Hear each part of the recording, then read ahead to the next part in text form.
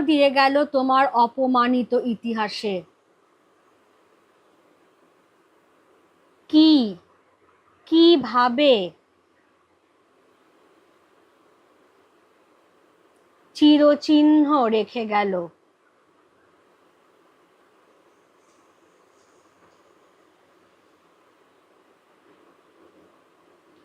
পাশ্চাত্যের সাম্রাজ্যবাদী ঔপনিবেশিক শক্তিগুলি আফ্রিকার প্রাকৃতিক খনিজ এবং মানব সম্পদের লোভে তার উপরে আক্রমণ চালালো, লুণ্ঠন চালালো, পীড়ন করলো, অত্যাচার করলো আফ্রিকার ওপরে। তার যে নিজস্ব আদিম সংস্কৃতিকে চূর্ণ বিচূর্ণ করে দিল। তাদের কাঁটা মারা জুতোর তলায় আফ্রিকার পিষ্ট হয়ে গেল। তার রক্তে অশ্রুতে মিশে তার পথের ধুলো কাদা মাখা হয়ে গেল, এবং এইভাবেই আফ্রিকার ইতিহাস হলো অপমানিত চিরকালের জন্য।